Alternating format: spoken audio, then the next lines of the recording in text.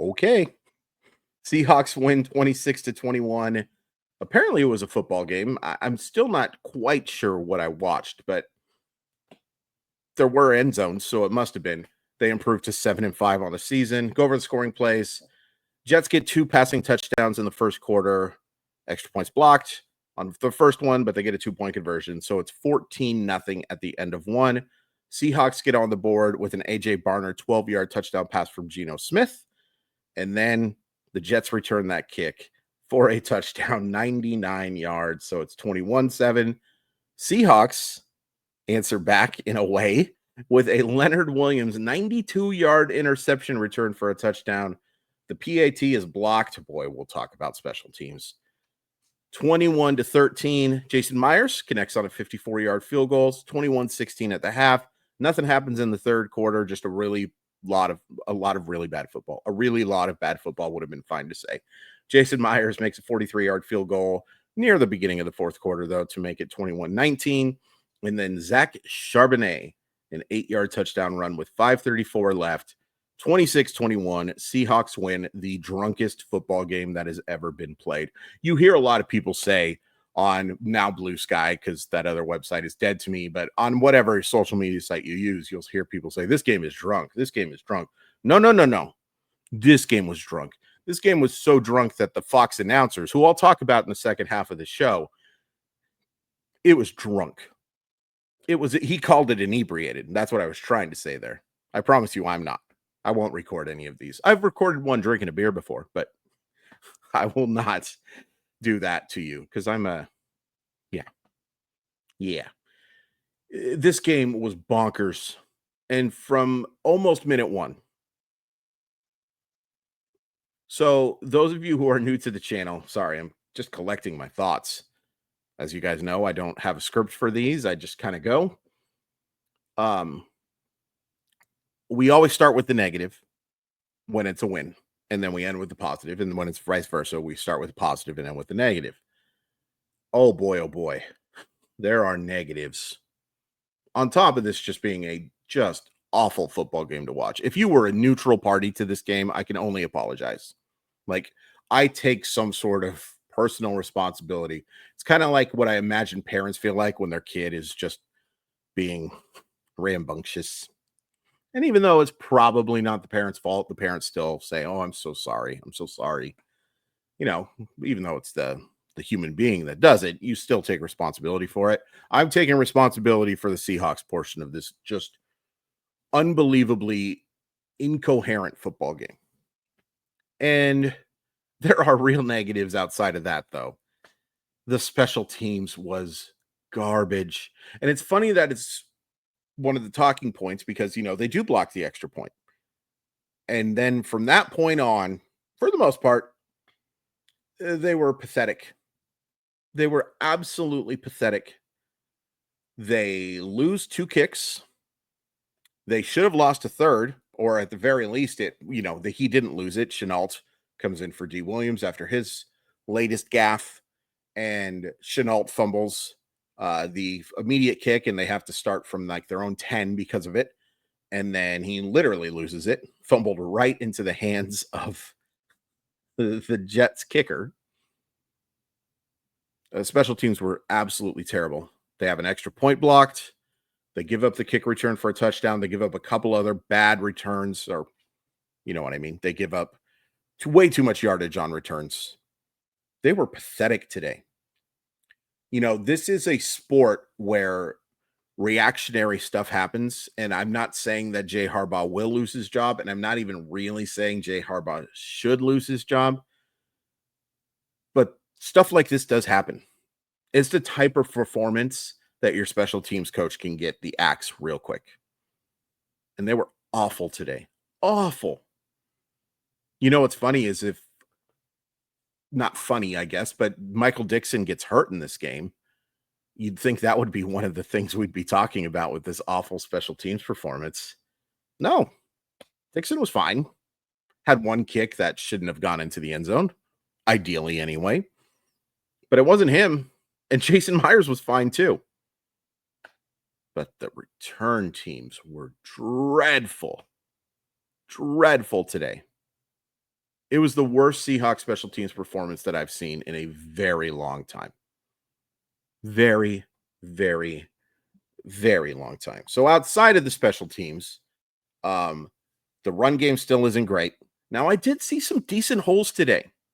I did see a few times where Walker and Charbonnet had some room to run, particularly up the middle. It's still not good enough. It's better, or it was better today. And, they do make the change on the offensive line. And I'm going to make sure I pronounce his last name right. Laumea making his NFL debut. And there were some decent moments from it. Now, he got beat a couple of times, especially in pass protection, and had pretty bad penalty as well. I don't know what a bitty bad penalty is, but he did make a gaffe. We're kind of used to seeing it from the interior of the offensive line. Ulamini was not good. Lincoln Tomlinson was okay. 3.7 yards per carry just isn't good enough. It's better than some games for sure. For sure.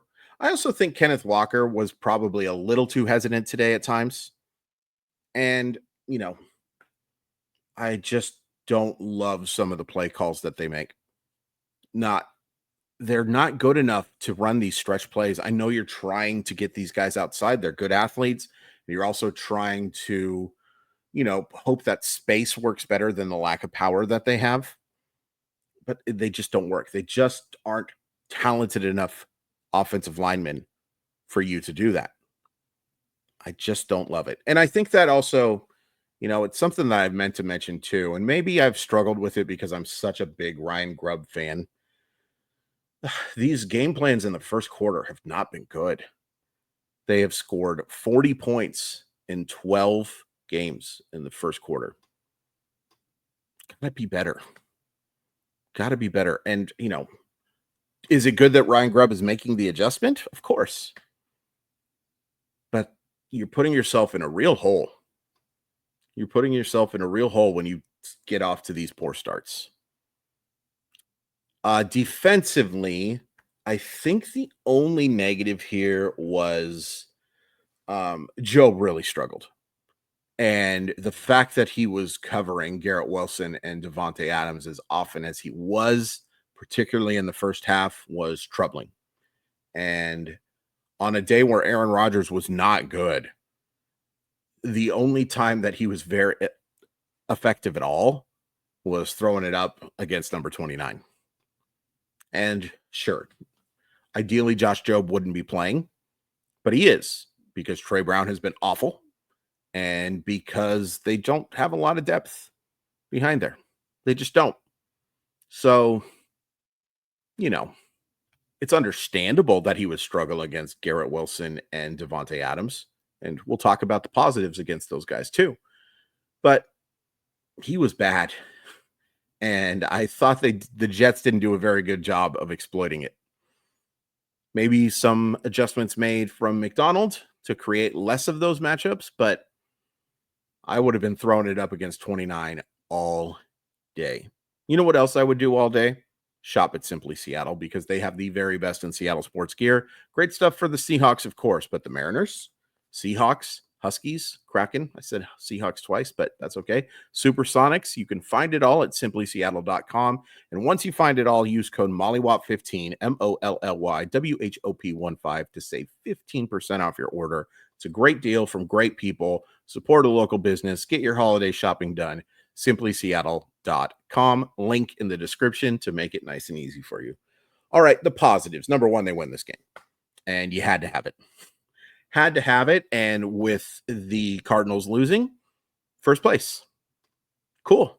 And this is late. We have 5 games left. Had to do a little quick math in my head there. I'm so used to it being 16 games, but 4 + 1 was apparently hard for me. So you're in first place. Do you deserve to be in first place? Absolutely not. But it is the situation. It is what it is. And taking advantage of this absolute crap factory of a division is good. So I mentioned Adam Amin and Mark Sanchez. I thought they called a fantastic game today. And I don't do that enough. I am quick to insult announcers, maybe too quickly, some would argue. I thought they were terrific today. I had a blast listening to them. And what I really like about Mark Sanchez is he is not afraid. Now, he gives plaudits when plaudits are deserved. He is not afraid to call out players. He's not afraid to say, this is a poor job by this. That was a poor job by that.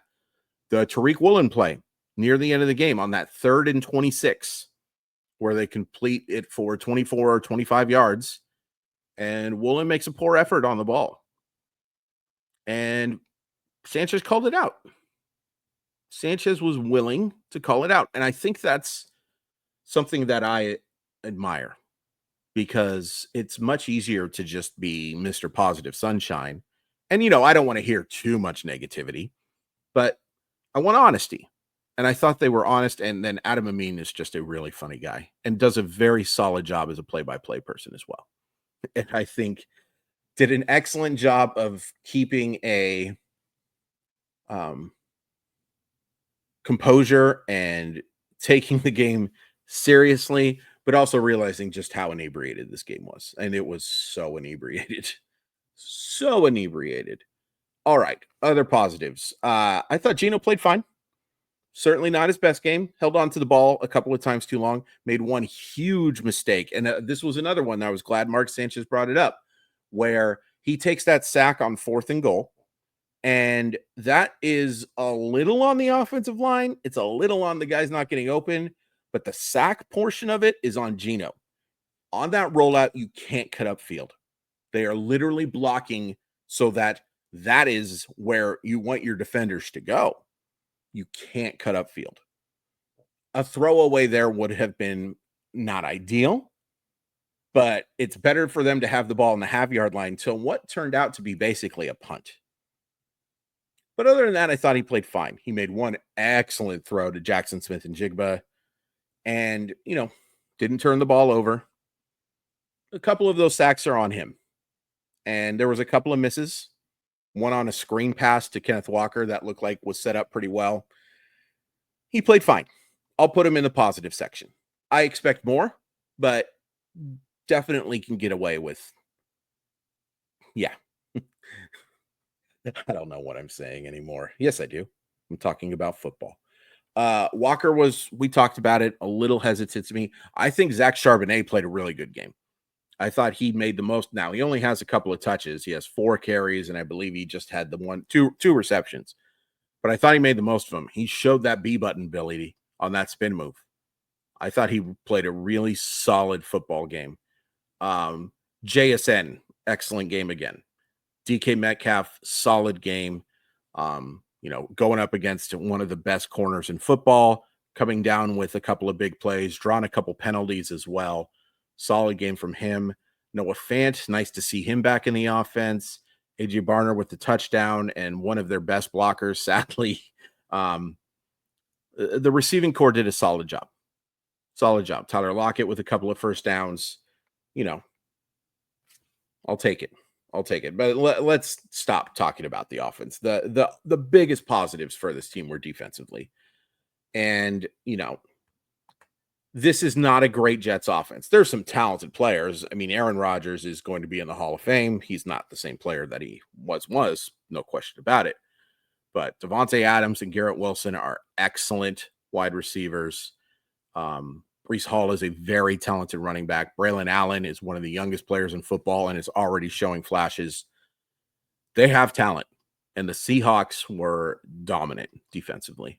They give up 21 points. So misleading.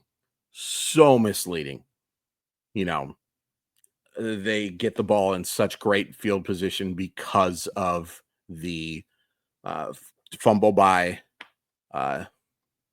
Chenault, excuse me. Gosh, again, I'm still getting my bearings from this absolutely drunk game. And then they also get the kick return for a touchdown. The defense was very good today. Julian Love was spectacular. What he did, first of all, forcing that fumble, reading that screen pass as well as he did, and just being such a force in the run and also helping in coverage. I thought this was Julian Love's best game of the year. I think it's not even close. Leonard Williams is on one. And it's so great to see because they've needed that star performance from a defensive lineman, right? They've needed that guy to just dominate up front. And he's done just that the last 2 weeks. Now, one of those sacks, I think he owes a lot of credit to Boye Mafe for, but he's the one who ends up finishing it. He's a really, really good football player. Is he a build around your defense good football player? I don't think so, but that's not an insult. That just means he's not like a top 20 defensive player. He's a really good player, though. I thought that the cornerbacks played really well today. Now, Woolen frustrates me with the lack of effort on that play to the sideline. And I think Mark Sanchez brought this up as well, doesn't use his hands on that 4th and 2 conversion, but he had a huge breakup early in the game on a Garrett Wilson pass. He has really good coverage on Wilson on the final real play of the game. I thought he played well. I thought Devin Witherspoon played well. I think the linebackers played excellently. Ernest Jones, again, I am just so impressed with what he's done. A solid game as well from Tyree Knight. The defense was really good today. Really good. And it's the type of thing that I think can carry you. If they play as well defensively as they do today, as they do, if they play like this going forward defensively, they've got a shot. Not to win the Super Bowl, but they got a shot to win the division. Gosh, this game was drunk. I can't get over just how bonkers and terrible and wonderful this football game was. It was terrible, wonderful. But that's a thing. That is absolutely a thing. So next up, you got the Cardinals. Massive game. You've won 3 straight. You have a chance to really, you have control of the division. You control your own destiny, absolutely. A win next Sunday, and you are talking about having a stranglehold on the division. And that would be fun. That would be really fun. And then it's also worth pointing out that 2 of the next 4 are on national TV. You get Green Bay Sunday night, assuming that doesn't get flexed out. And I believe it got flexed in, so that's not going to happen. And then you have the Thursday night boxing game against the Chicago Bears. You play the NFC Central in 3 of the next 4, but not looking ahead to that. This game against the Cardinals is massive. I can't get over how drunk this football game was. Please hit like, please hit subscribe. Really appreciate your support. Tell me what your favorite part of this absolute sloshed game was. There's a lot for me.